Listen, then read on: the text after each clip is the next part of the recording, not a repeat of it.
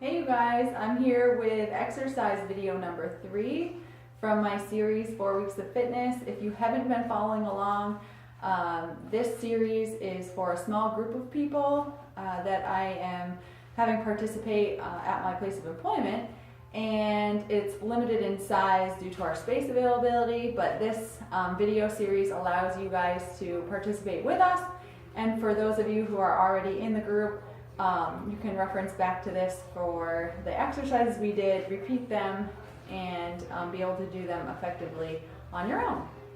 So for this last workout, it was back and biceps, and the only piece of equipment we used was a band.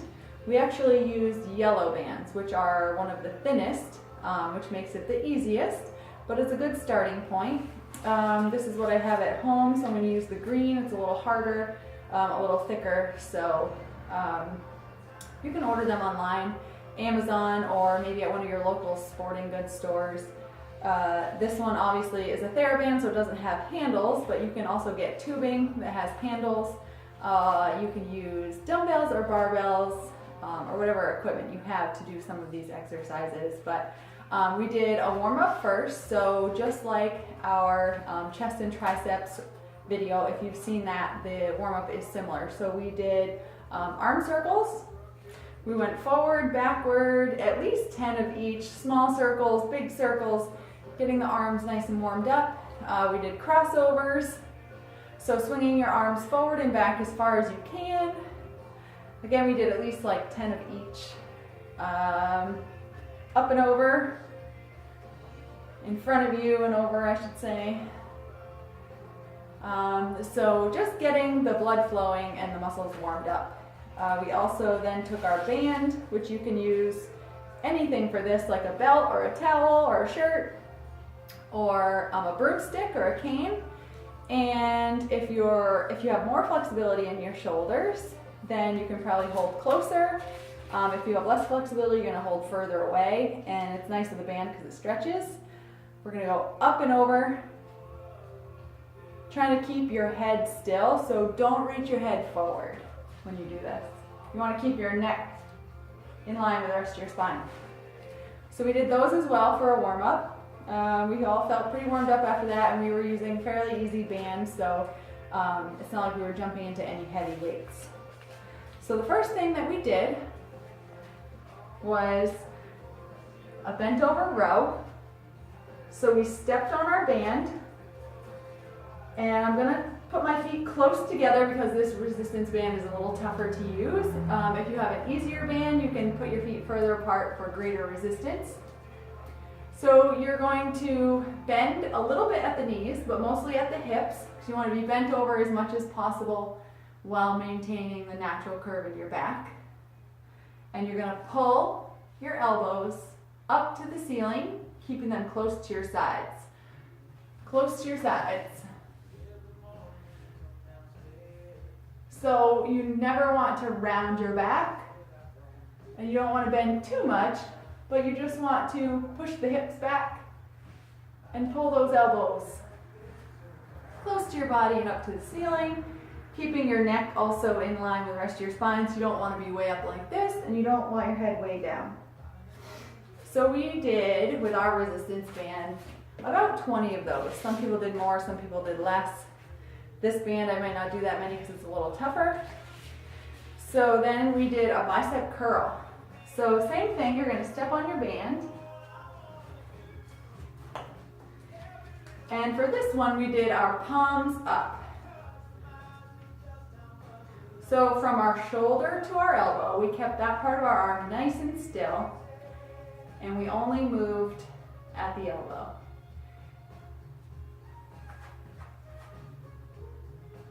So our elbows are by our sides, but they're not pushing into us.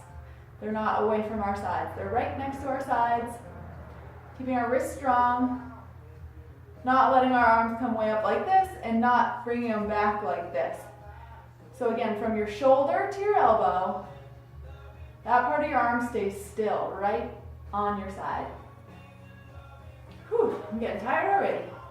So then we did a similar bent over row, but we did a wider grip, and our palms are facing behind us. So instead of bringing our elbows up by our sides, we're going to bring them out to the sides. Focus on bringing your shoulder blades together, squeezing them together, but also keeping your shoulders down. So you don't want to hike up your shoulders when you do this. Focus on keeping your shoulder blades down and back and squeeze. Again, you have a slight bend in your knees, pushing the hips back, keeping the natural curve in your back. I encouraged everyone to pause at the top of each movement and slowly return to the starting position, especially because our bands were so easy. That pause and that slow return really helps those muscles. All right, so the next one was also a bicep curl, but we did a hammer curl. So you're going to hold your band as if you were holding a hammer. So thumb up, okay, thumbs up. And we did outer to inner. So from your shoulder to your elbow, that part of your arm is going to stay still right by your sides. In, out, in, out. Pause at the top, slow on the way down.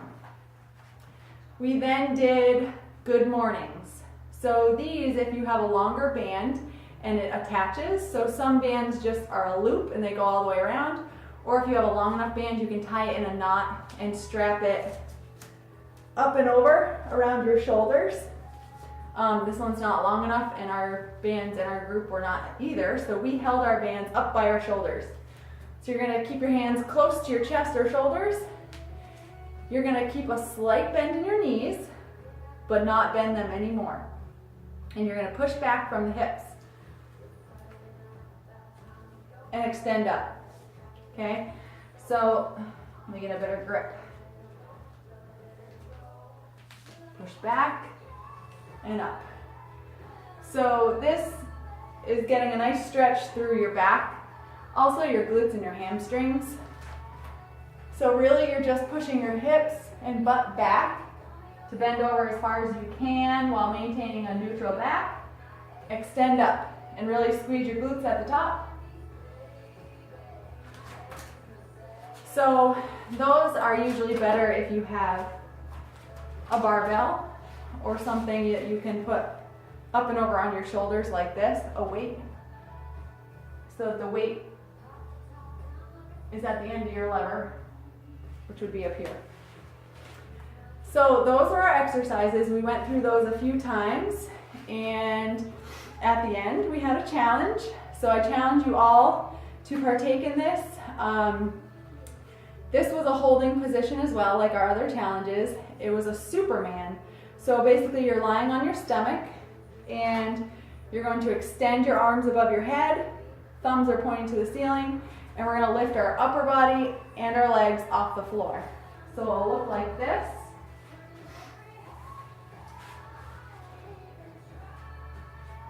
You want to keep your neck in line with your spine, so don't tuck your chin, but don't lift your head way up. Okay, so we're going to lift here and our legs. Okay, so we did 5 to 10 to make sure everyone's form was good. And then we held here. So our winner got, I believe, 3 minutes. She held the Superman, which is amazing. And that was our same winner, Amanda, congratulations, from our plank challenge, who got 2 minutes for her plank, but came back, and before this workout, she wanted to challenge her own time for her plank, and she got 4 minutes and 5 seconds with a plank from her elbows and her feet. Perfect form. So that's amazing. Everyone did great. You guys all did good with the challenge and the workout. So let me know below, comment and subscribe to the channel, but let me know which ones are your favorite, which ones, if you have any questions for form, or if you're feeling a little challenged on some, just let me know. And I wanted to leave you with a little bit of something inspirational. We're right around Thanksgiving time, So if you're watching this, it's probably after Thanksgiving. And like most of us, you might have overeaten, but don't stress out about it. We all have our fitness goals, and we all probably feel like crap when we overeat, but don't let it drag you down or make you mad or sad or upset, because really if you ate an extra 1,000 to 2,000 calories on Thanksgiving, which most Americans do, you're not really going to gain any fat. You might gain weight on the scale, but it's probably not fat, most likely. It takes time to gain fat, and that weight you're seeing is your body hanging on to probably mostly water. We eat a lot of sodium, and our bodies just really hang on to things a little bit differently, not usually as fat when we overeat like that. So I'd like to leave you with a chance to get out of that.